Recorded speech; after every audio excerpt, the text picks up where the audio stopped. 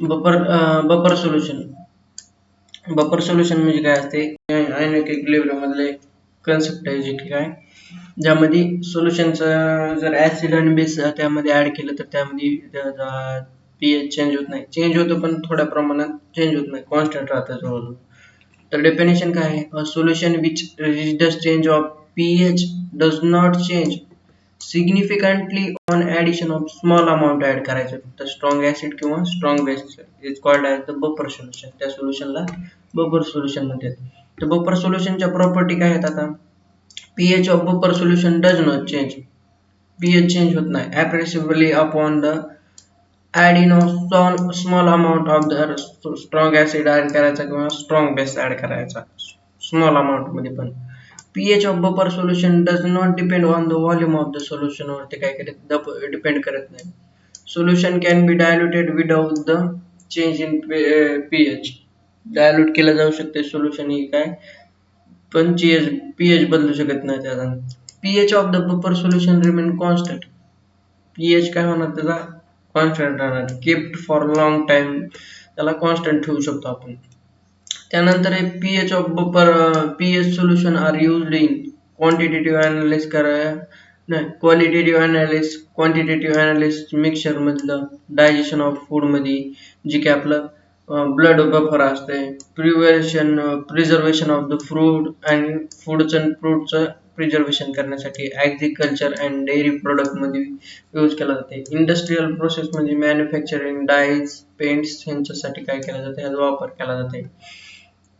Type of buffer solution किती जातात, simpler buffer solution एक मिक्स्ड बफर सोल्युशन. मिक्स मध्ये दोन येतात, ऍसिडिक बफर सोल्युशन आणि बेसिक बफर सोल्युशन. पहिला बघू आता simpler buffer solution. Aqueous solution which weak acid पाहिजे आणि वीक बेसचं काय आणि टाइप ऑफ द सॉल्ट पाहिजे. आता समजा ही एक आहे वीक ऍसिड आणि त्यासोबत एक ही सॉल्ट तयार केलाय आणि ही पण काय केलाय सॉल्टच आहे आणि AgCN पण एक प्रकारचा सॉल्टच आहे. तर ह्याला मिक्स केल्यावर तर pH चा फॉर्म्युला काय लागला इथं, pH इज इक्वल टू 7, महत्वाचा फॉर्म्युला आहे. pH is equal to 7 plus half of pK minus half of pKb. हा काय ह्याचा फॉर्म्युला झालाय. इथं ठेवावा लागेल. त्यानंतर जे आहे पुढलं, pH does not depend on the concentration. concentration वर डिपेंड करत नाही pH. तर बघा CH3COO मायनस आणि NH4 आणि H2O जर ऍड केले तर त्यापासून ऍसिडिक ऍसिड, वीक ऍसिड आणि NH4OH काय वीक बेस, जी की आपल्याला कंडिशन दिली वीक ऍसिड आणि वीक बेस यासाठी आपल्याला पाहिजे.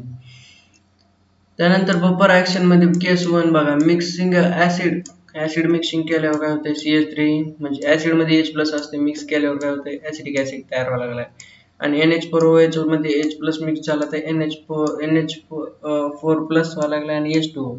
when mixing of the base mix केला तर NH4OH तयार व्हायला लागलाय आणि इकडे काय तयार झालं CH3COO मायनस आणि H2O. म्हणजे कम्प्लीट रिएक्शन काय करते, बॅलन्स राहते. जर ऍसिडिक ऍसिड वाढला, हे वाढत गेला, समजा हे वाढला H+ ऍड केल्यावर तर ही पण वाढायला लागलाय, कारण की इथं दिसायला लागलाय. जर NH4 मध्ये OH केला तर NH4OH म्हणजे ही वाढला, तर त्यानंतर ही पण वाढायला लागलाय इथे दिले. त्यामुळे बेस बफर सोल्युशन मेंटेन राहील. त्यानंतर जे आहे मिक्स्ड बफर. आता मिक्स्ड बफर मध्ये बघा, ऍसिडिक बफर पहिला, the solution which weak acid and the strong conjugate base. Conjugate base पाहिजे आणि वीक ऍसिड पाहिजे. Aqueous solution of mixture weak acid salt of same weak acid with strong base पाहिजे आपल्याला. Acidic buffer solution मध्ये आता समजा ही weak acid आहे, जी की ऍसिडिक ऍसिड आहे, आणि वीक ऍसिड म्हणजे ऍसिडिक ऍसिड त्याचा NaOH ही काय असं स्ट्रॉंग बेस, म्हणजे स्ट्रॉंग बेस आणि वीक ऍसिडचा सॉल्ट पाहिजे आपल्याला, त्याचं काय बफर सोल्युशन तयार करू शकतो. CH3COO मायनस हे असं ब्रेक होते, CH3COO मायनस प्लस H+ आणि सॉल्ट हे असं ब्रेक व्हायला लागलाय.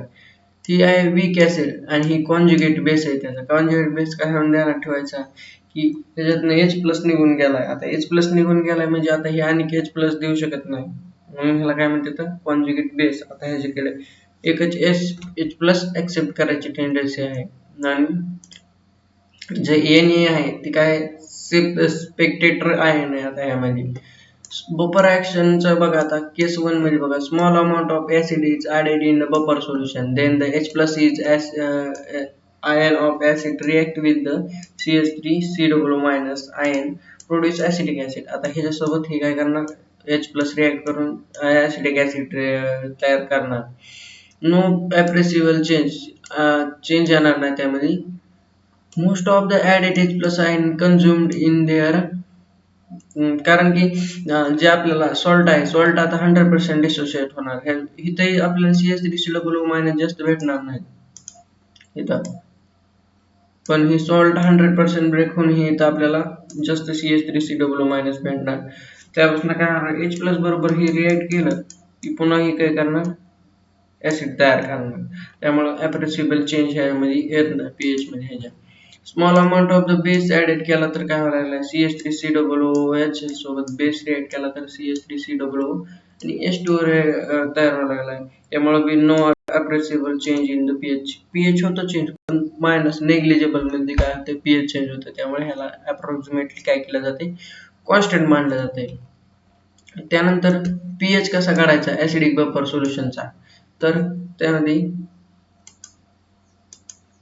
बघा, आता ऍसिड घेतलाय आपण कोणचा, ऍसिडिक ऍसिड, आणि त्याचा सॉल्ट विथ वीक ऍसिड आणि स्ट्रॉंग बेस. वीक ऍसिड कोणचा, ऍसिडिक ऍसिड जी CH3COO आणि Na मधला, Na म्हणजे काय, NaOH जो की स्ट्रॉंग बेस आहे.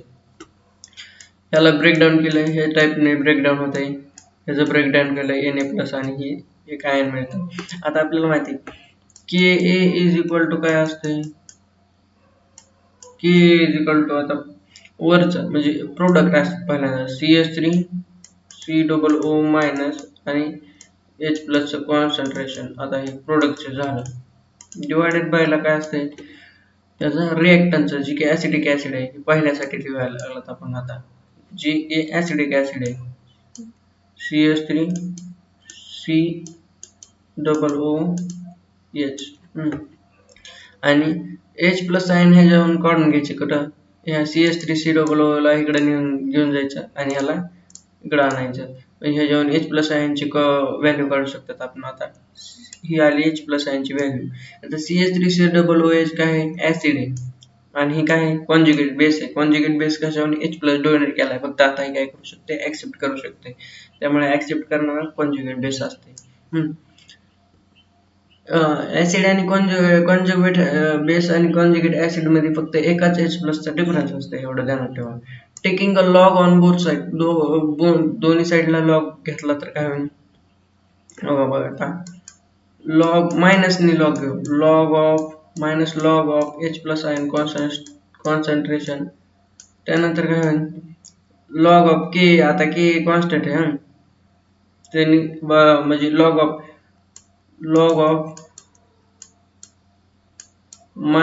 Minus of log of K, मायनसने हे केलंय, मल्टिप्लाय केलं ह्याला. त्यानंतर काय होईल, आता एक माहिती आपल्याला, division A divided by B असलं तर काय आपण लिहू शकतो, A मायनस B त्याला लिहू शकतो आपण.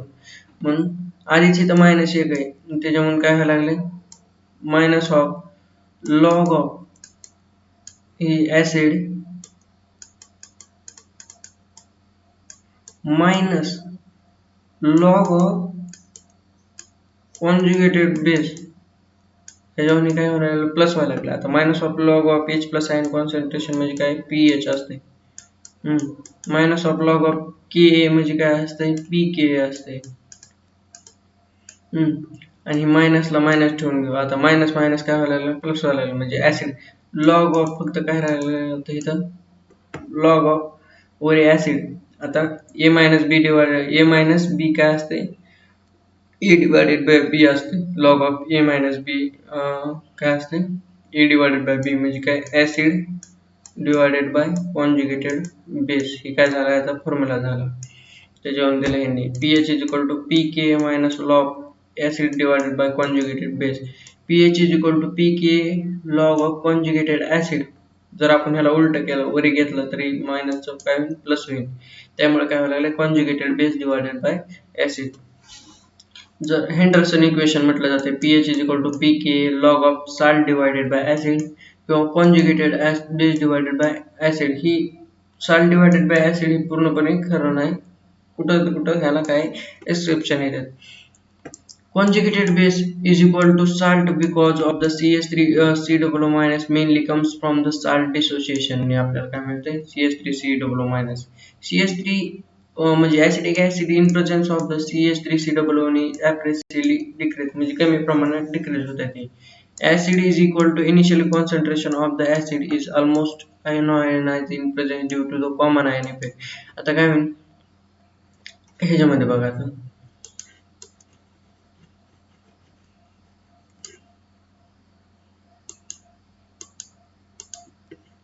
ह्याच्यामध्ये काय व्हायला लागलंय CH3 मायनस ह्याच्यामध्ये काय कॉमन आहे डिफेक्ट व्हायला लागलाय म्हणून काय होईल रिएक्शन बॅकवर्ड डायरेक्शन फॉर्म करण्यात.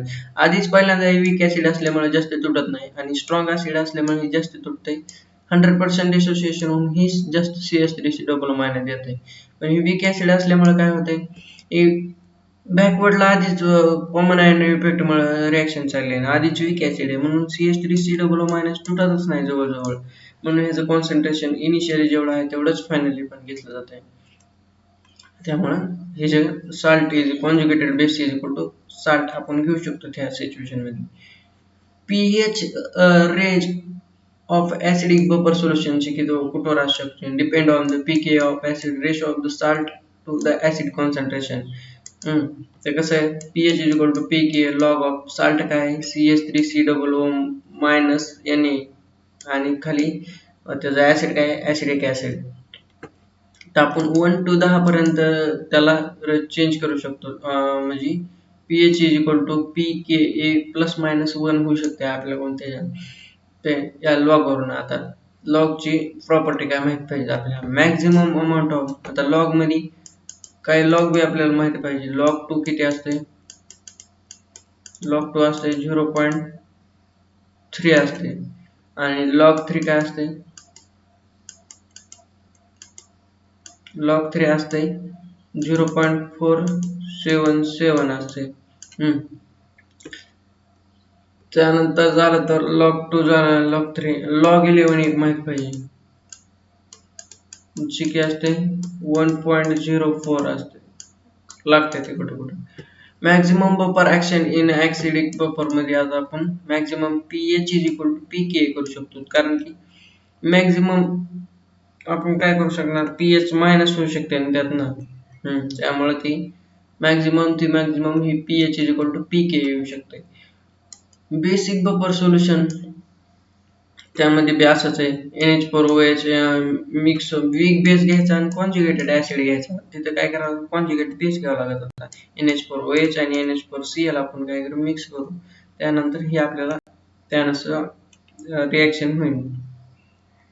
तर ह्याचा फॉर्म्युला बघून घेऊ सेम तसाच कन्सेप्ट आहे फक्त pKb मांडले आपण बघितल्याप्रमाणे pH is equal POH is equal to pKb log of NH4O plus divided by NH4OH म्हणजे POH plus pKb log of salt divided by base किंवा conjugated acid. तिथं conjugated base होतं आणि इथं बेसच्या जागेवर काय ऍसिड आहे कारण ते बेस ऍसिडच्या जागेवर बेस आहे कारण की ते बेसचं इक्वेशन आहे. बेसिक बफर कॅपॅसिटी हे Joan the buffer capacity is defined as the number of moles of the strong acid or the strong bases added in 1 liter of buffer solution to change the pH by 1 unit. Change करण्यासाठी हे वापरला जाते. Effectiveness of the buffer large value of the buffer capacity more resistance is to solution to change the pH. जेवढी जास्त buffer capacity असेल तेवढं change होणार नाही त्याचं pH. बफर कॅपॅसिटी काय आहे बघा आता number of moles of acid और base added per litre divided by न change in pH in buffer solution. ही काय हे जे काही कॅरेक्टरिस्टिक आहेत की बफर कॅपॅसिटी मध्ये आपण काय वापरले जाते. तर हे झाला बफर सोल्युशन ऍसिड बफर आणि बेसिक बफर.